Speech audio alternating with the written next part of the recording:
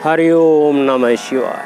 हरिओम नमः शिवाय। सज्जनों, मैं आचार्य विजेंद्र वशिष्ठ आज कन्या राशि के जातकों के बारे में बतलाऊंगा कि कन्या राशि के जातकों के लिए ये वर्ष कितना शुभ फलदायी है, यानी सन 2022 कितना शुभ फलदायी है। कन्या राशिकों के जातकों का स्वामी भी बुध होता है। बुध वाणी का कारक है। जैसे हमने पिछले में बतलाया था कि वो अगर अपनी वाणी पर कंट्रोल रखेंगे तो उनके लिए बहुत उत्तम समय है। मिथुन राशि के जातकों के बारे में बतलाया था। ऐसे ही यदि कन्या राशि के जातक, इनके लिए एक प्लस पॉइंट और है कि चंद्रमा के साथ साथ सूर्य की भी पूर्ण दृष्टि है।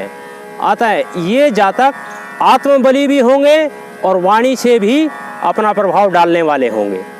इनका समाज के अंदर प्रतिष्ठा भी बढ़ेगी, अपने कार्य में सफल भी होंगे। जो जैसा कार्य कर रहा है उसको उस कार्य के अंदर सफलता मिलने के 100% चांस हैं। हाँ, उतावलेपन की वजह से इस राशि के जातक अपने कार्य को बिगाड़ सकते हैं।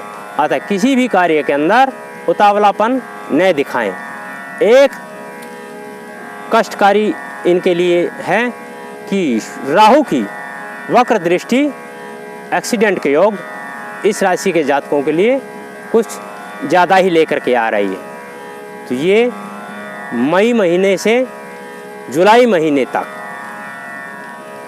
आप थोड़ा सावधानी बरतेंगे ताकि किसी प्रकार का यात्रा के समय आपको किसी प्रकार का कोई कष्ट ना हो। बाकी साल आपके लिए बहुत उत्तम है। यदि कोई भाई सर्विस की तैयारी कर रहा है उसको 100% सफलता मिलने की संभावनाएं हैं। ज़्यादातर शिक्षा के क्षेत्र में, ज़्यादातर समाज के अंदर जो दूसरी PCS, IPS की जो सर्विस है उसके क्षेत्र में आप लोगों को ज़्यादा ही सफलताएं मिलने की संभावना है। जो स्वरोजगार करना चाह रहे हैं उनके लिए भी ये साल अति उत्तम है। आप अपना रोजगार कर सकते हैं। जो भाई पुराने कार्य को छोड़ करके नए कार्य को करना चाह रहे हैं उनके लिए भी ये समय अनुकूल है। वो कार्य लोहा इत्यादि का कार्य करेंगे या जल इत्यादि का कार्य करेंगे तो उनको ज़्यादा सफलताएं मिलेंगी। ऐसे ही जो व्यक्ति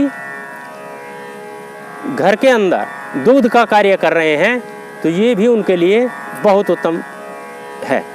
जो भाई नया विदेश गमन की तैयारी कर रहा है उसके लिए भी ये साल उत्तम समय लेके आ रहा है। एक कष्ट है कि आप विदेश गमन जब करेंगे तो उस समय आपको थोड़ी सावधानी अपनी वाणी पर कंट्रोल रखना होगा और अपने चक्षुओं को पूरी तरह तैयार रखना होगा, क्योंकि वहाँ पर आपको धोखा मिलने की संभावनाएं अधिक बन रही है।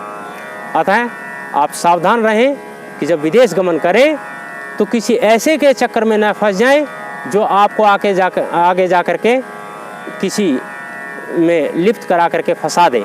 आप कहीं किसी अन्य के अंदर दोष आरोपित होकर के अपने जीवन को बर्बाद न कर बैठे, इतना आप ध्यान अवश्य रखें। जो भाई किसी के साथ मिल करके कार्य करना चाह रहे हैं तो ये भी समय उनके अनुकूल नहीं है।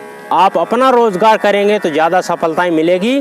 किसी के साथ में करने पर आपको धोखा प्राप्त होने की संभावनाएं बन रही हैं। आप जो कन्या राशि के जातक हैं वो ये ध्यान रखें कि किसी दूसरे के पार्टनरशिप में कार्य करने की अपेक्षा अपना कार्य करें।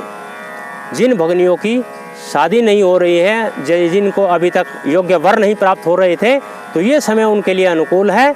उनके लिए भी अच्छे वर की प्राप्ति होने की संभावनाएं बन रही है। हाँ, कन्या राशि के जातक, उनके लिए थोड़ा कष्टकारी समय है कि ये विवाह योग के अंदर उनको एक दोष उत्पन्न हो रहा है। ये होता है मार्कंडेय दोष। मार्कंडेय दोष की वजह से उनकी विवाह में थोड़ा विलंब अवश्य है। उसको ध्यान में रखें, मार्कंडेय दोष की पूजा करवाएं ताकि उनके विलंब को रोका जा सके। ऐसे ही जो व्यक्ति कोई नूतन घर निर्माण करना चाह रहे हैं तो उनके लिए भी ये समय बहुत अनुकूल है। जो व्यक्ति रियल एस्टेट के अंदर कार्य कर रहे हैं उनके लिए भी ये समय अनुकूल है। उन्हें प्रॉपर्टी के क्षेत्र में उन्नति ही प्रदान होने वाली है, अर्थात इस क्षेत्र से उनको लक्ष्मी का आवागमन अधिक ही होगा। सज्जनों, कुल मिलाकर के ये कन्या राशि के जातकों के लिए ये साल मध्यम गति का रहने वाला है। आप लोग हमारे द्वारा बतलाए गए विचारों के अनुरूप अगर कार्य करेंगे तो आपको सफलता 100% मिलेगी। सज्जनों, आज हमने इस एपिसोड में कन्या राशि के जातकों के विषय में बतलाया है। अगले एपिसोड में हम अन्य राशि पर चर्चा करेंगे। हर हर महादेव।